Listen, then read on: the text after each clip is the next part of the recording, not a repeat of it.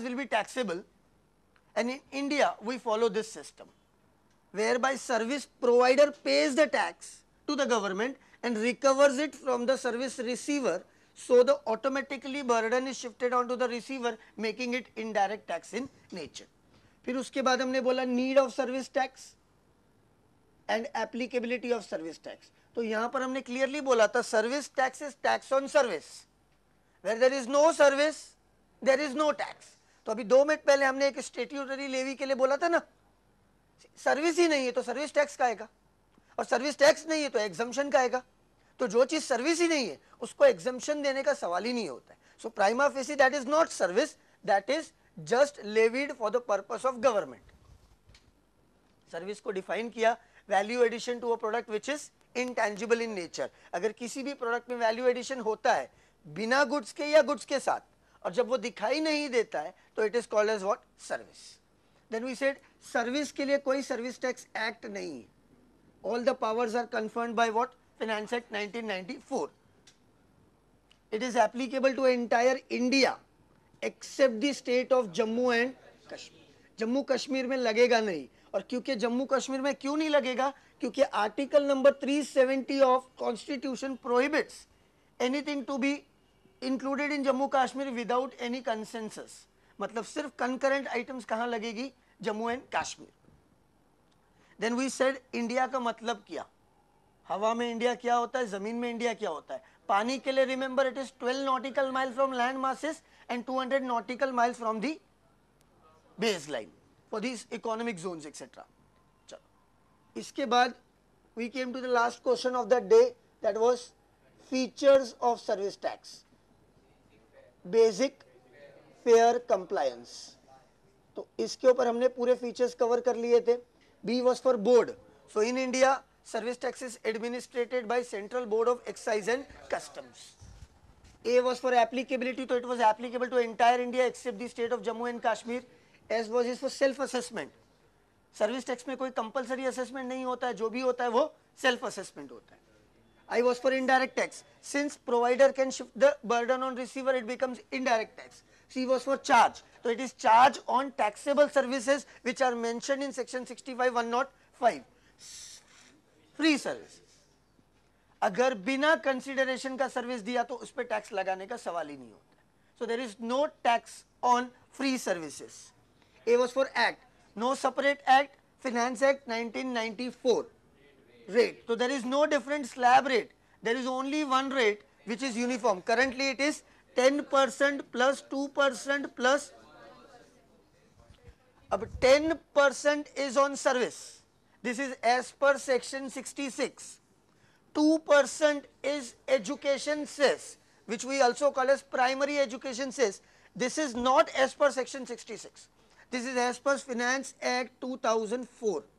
2004 के हिसाब से बना. 1% secondary higher education cess. This is as per finance act 2007. E was for exemption.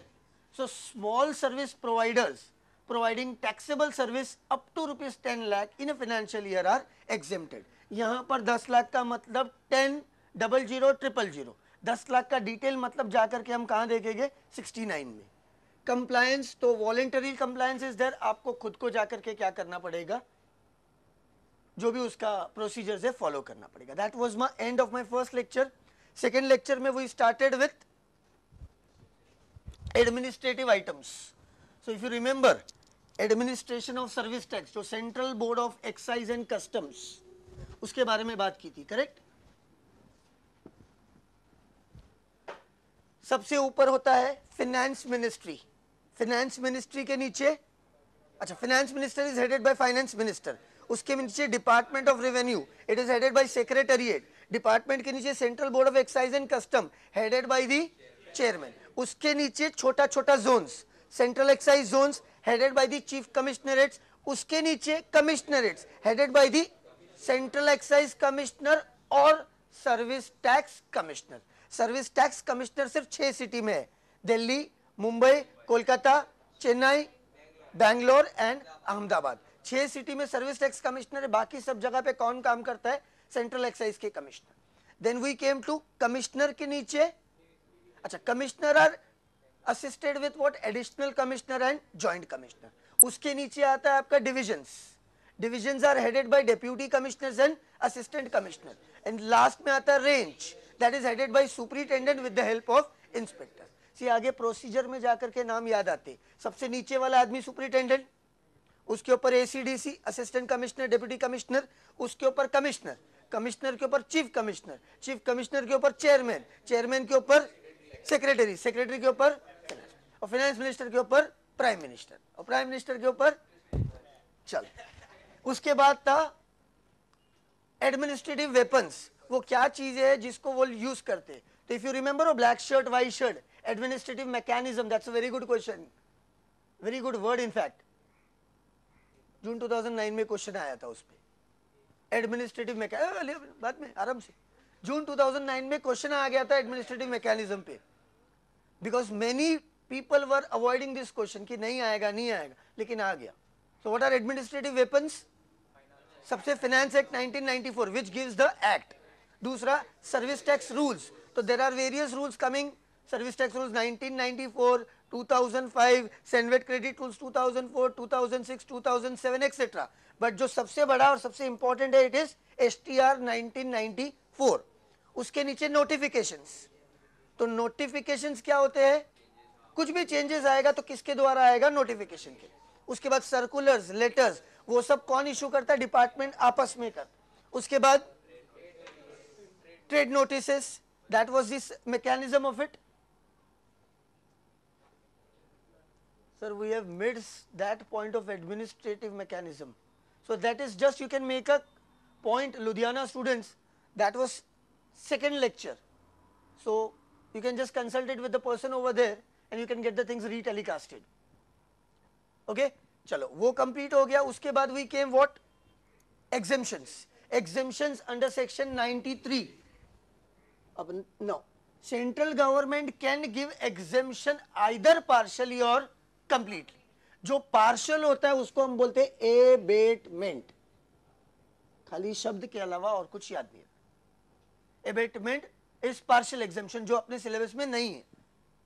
Full exemption है, it can be conditional, unconditional, it can be general, it could be specific, कुछ भी होए पर वो रेट्रोस्पेक्टिव इफेक्ट से नहीं लगेगा। उसके लिए एक वर्ड याद रखा था, अर्जेंट राइड, बराबर, urgent. U was for services provided to United Nations organizations, international approved organizations, foreign diplomats, foreign missionaries, foreign consulates and their family members, that will be exempted from the net of service tax. R was for RBI, RBI को दिया लिया सब कुछ exempted. G was for goods and materials. So generally तो जो भी आपने charge किया है उसके ऊपर सर्विस टैक्स लगेगा, लेकिन goods and materials which are not forming integral part of service that will be exempted, provided, उसके लिए कुछ कंडीशंस हमने लिखी थी, if you remember, correct,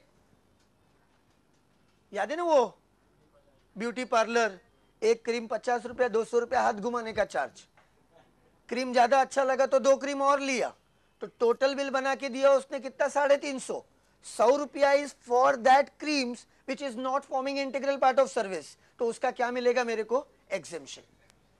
E was for exports, तो बाहर अगर गुड्स बेचते हो, सॉरी बाहर अगर सर्विसेज बेचते हो तो that will be exempted under service tax net. N was for non economic zone, special economic zone, अगर आप किसी भी प्रकार के स्पेशल इकोनॉमिक जोन को टैक्सेबल सर्विस प्रोवाइड करते हो